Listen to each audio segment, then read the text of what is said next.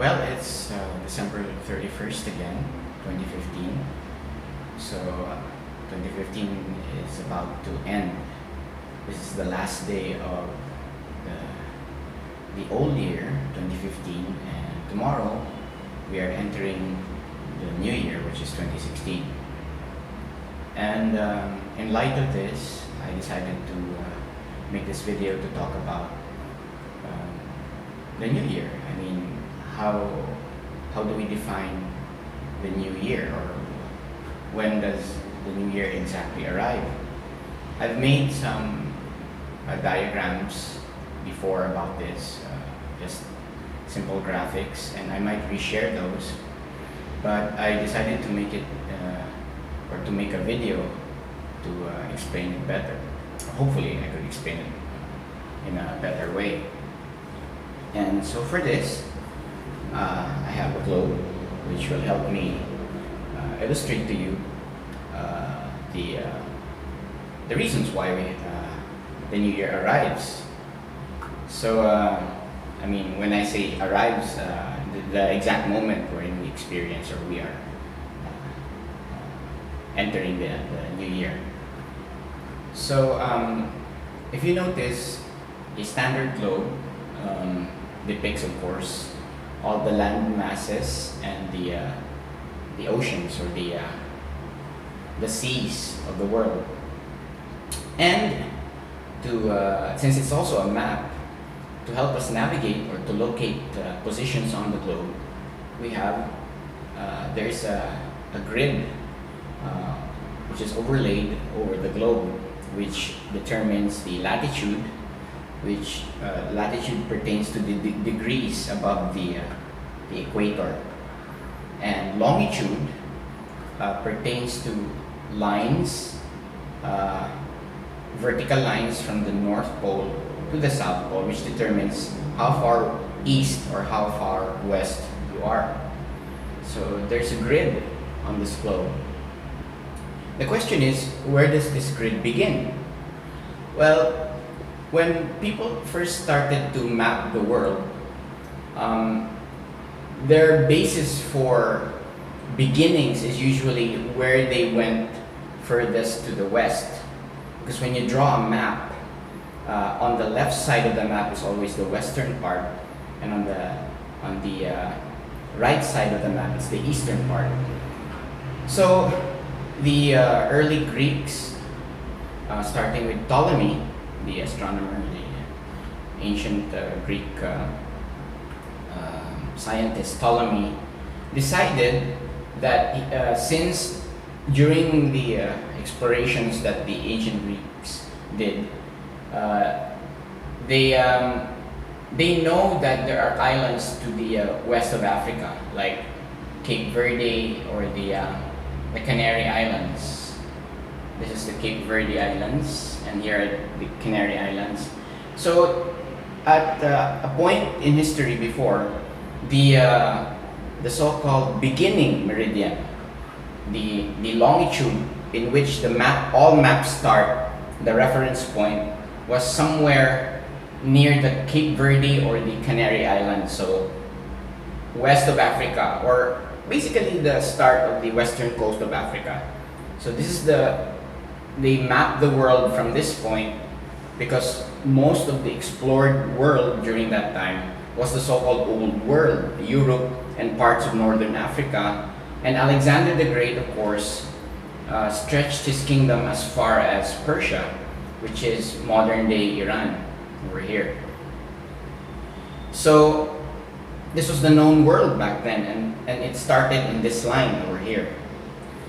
Now, as time went on, astronomy became a more and more significant science, and it actually helped cartographers or map makers to determine where should they start in plotting the longitude lines on the globe. So sometime in the 1800s, it was decided that now, before the decision was made, the decision was actually made here in Washington, D.C. But prior to that, the reason why that meeting was held was astronomers like can't recall his name right now, but some well-known British astronomers decided that they wanted to use London as a reference because they're British. So they started their reference point along this line that passes through London, in particular a place called Greenwich, which is actually spelled as Greenwich, but we pronounce it Greenwich. So this is the current Prime Meridian, or where the longitude reading is 0. It was decided here in Washington, D.C. sometime in the late 1800s. So this is now our reference point. This is the Prime Meridian. So everything to the east of the Prime Meridian, the longitudes, the number actually increases. The number also increases towards to the west, but of course you have to indicate that you're certain number of degrees west and certain number of degrees east of the Prime Meridian. Now, it's interesting to note that directly opposite of the Prime Meridian on the other side of the globe is the 180-degree mark. So this longitude of 180 degrees, which starts here, and it's not actually a straight line. As you can see, it's a bit crooked. It starts from the North Pole, then it sort of changes direction a bit here, then it goes back here in the 180-degree longitude. And again, it follows some bizarre twists and turns here in some Pacific islands until it reaches the South Pole. This is the 180-degree mark, and we call it the international dateline.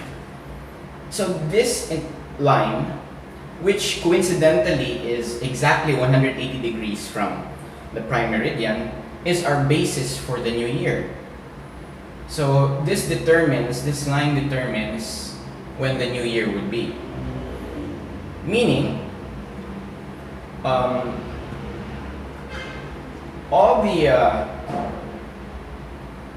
the places directly west of this line will be experiencing New Year first, once the clock hits 12 midnight.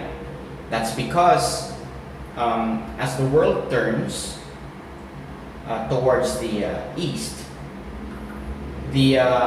all the countries in this longitude will be the first to enter that zone of January 1. As you can see, as the world turns, this part will experience January 1 first, which is why all the countries directly to the east of the international dateline will be the last ones to experience the new year, or they would be entering the new year last. That would include Hawaii, because Hawaii, although it's part of the USA, they are somewhere in the middle of the Pacific, but they are east of the international dateline.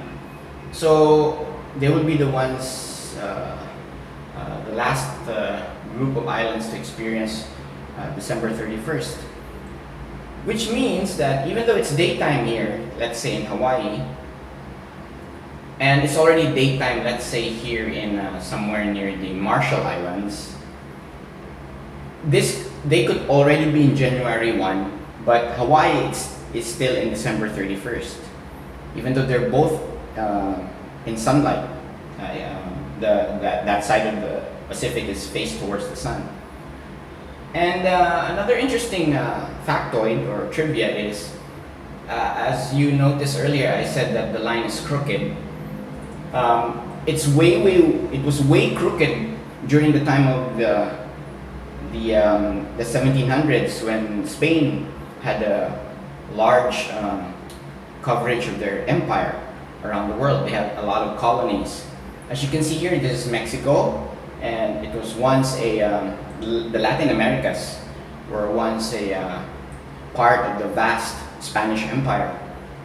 So to make trading effective or easier for tracking times and dates when they traded, all the colonies of Spain used similar time zones. So this led to confusion because over here is the Philippines, which was also a colony of Spain. So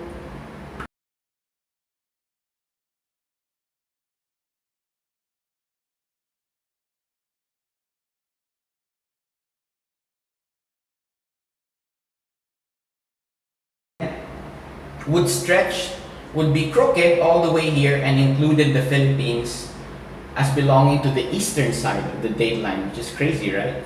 But yeah, that was true. It was only in the year 1844.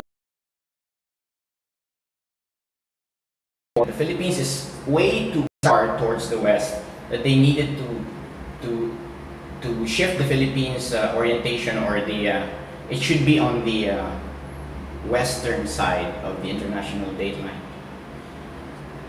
So basically, that's the reason why we have why the entire Earth doesn't experience New Year all at the same time, because our planet is rotating about its axis, and the countries are spread out across the globe, and we determine dates and times based on what part of what part of the world you're in. That's why we have time zones, because of the spherical nature of the planet. It would be nice. Actually, we do have something called the notion of a universal time, but it's not practical to use it.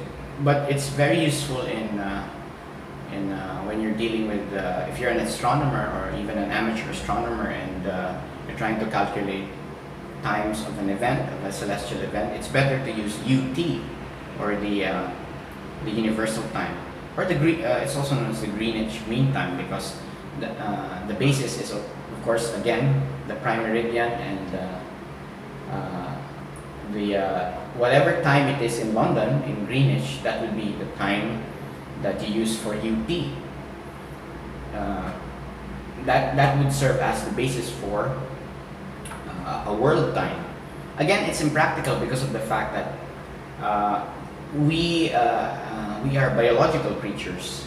We rely on time as a reference point when we should begin our day and when we should end our day. That's why we have the notion of local time zones, like Philippine Standard Time for the Philippines. So I hope these notes and trivia about the international dateline, or the Prime Meridian, or the New Year